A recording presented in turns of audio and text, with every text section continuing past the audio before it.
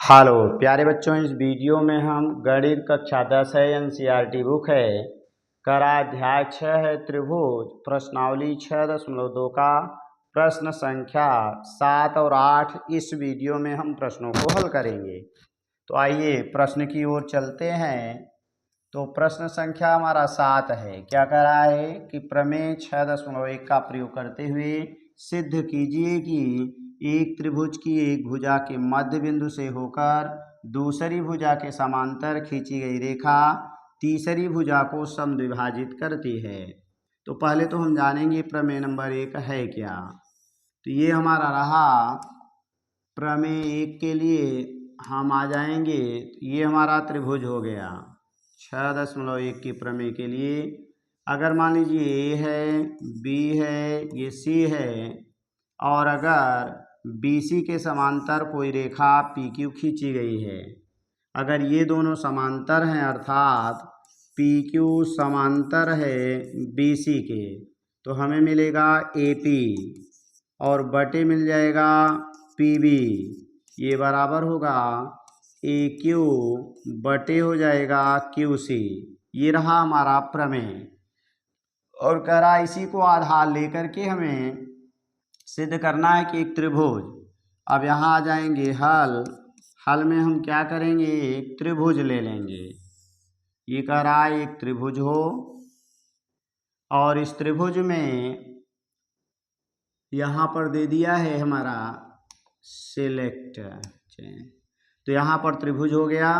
अब कह रहा सिद्ध कीजिए कि एक त्रिभुज की एक भुजा के मध्य बिंदु, मान लीजिए ये हमारा P, ये हमारा Q और ये हमारा R ने मान लीजिए A दे दिया है। इसका मतलब है PA बराबर मध्य बिंदु से होकर दूसरी भुजा के समांतर। अब इसके समांतर यहाँ रेखा खींचना है। पहला नंबर तो ये मध्य बिंदु दिया है, दूसरा नंबर इसके समांतर ये भुजा दिया है। रेखा तीसरी भुजा को समद्विभाजित करती है, तब हमें सिद्ध करना है इतना बराबर इतना है। तो यहाँ हम आ जाएंगे, क्या ले लेंगे, हल में पहला ज्ञात है।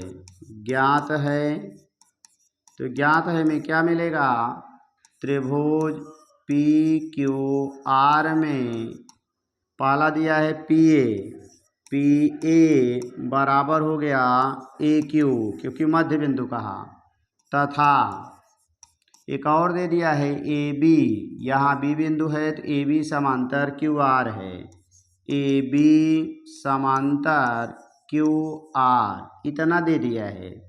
अब हमें सिद्ध करना है,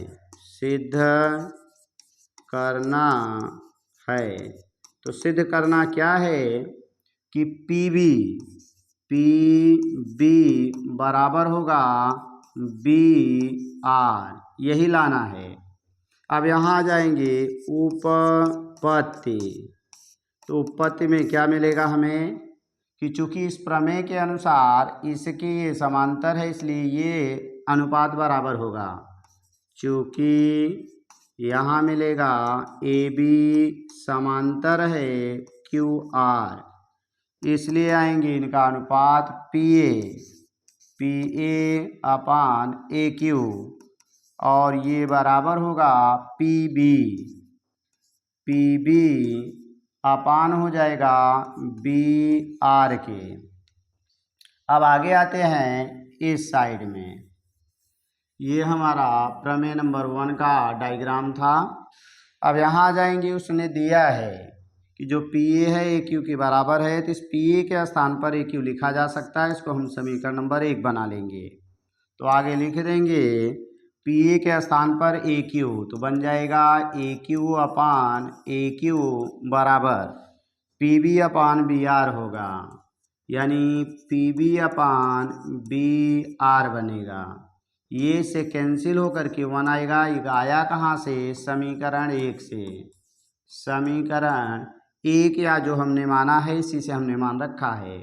ये कट के 1 आ गया, तिर्यक गुणा कर देंगे तो BR बराबर होगा PB के, और यही लाना था PB बराबर BR। तो हम चाहे लिख सकते हैं, यानी PB बराबर होगा BR। आगे लिख देंगे यही सिद्ध करना था, यही सिद्ध करना था। तो ये रहा हमारा क्वेश्चन नंबर 7। अब आगे हम ले लेते हैं प्रश्न संख्या 8 को। तो 8 नंबर में क्या दिया है, करा प्रमेय 6.2 का प्रयोग करते हुए सिद्ध कीजिए कि एक त्रिभुज की किन्हीं दो भुजाओं के मध्य बिंदुओं को मिलाने वाली रेखा तीसरी भुजा के समांतर होती है। करा याद कीजिए कि आप कक्षा 9 में ऐसा कर चुके हैं। तो यहाँ भी आ जाएंगे। प्रमेय नंबर 6.2 क्या है, पहले इसको जानते हैं। प्रमेय नंबर 6.1 था कि अगर समांतर है तो अनुपात बराबर होगा। यानी प्रमेय नंबर जो 6.1 है, ए बी सी, ये पी और ये क्यू हो गया। प्रमेय नंबर 6. ये कह रहा है कि अगर पी क्यू समांतर होगा बी सी के तो A P upon P B, और ये बराबर होगा ए क्यू अपान क्यू सी के। ये तो हमारा था प्रमेय नंबर 6.1। और प्रमेय नंबर 6.2 क्या है कि यदि अनुपात बराबर होगा, यानी यदि A P upon P B ये बराबर होगा ए क्यू अपान क्यू सी के, तो हम कह सकते हैं ये रेखाएं समांतर होंगी। अर्थात हमारा पी क्यू समांतर होगा बी सी के।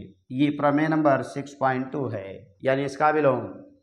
अब वही काम यहाँ करना है कि इतने का प्रयोग करते हुए सिद्ध कीजिए कि किसी त्रिभुज की किन्हीं दो भुजाओं के मध्य बिंदु हों। यानी ये त्रिभुज हो गया, त्रिभुज का नाम हमने मान लीजिए ए बी सी ले लिया, और यहाँ पर बिंदु हमने पी और क्यू ले लिया।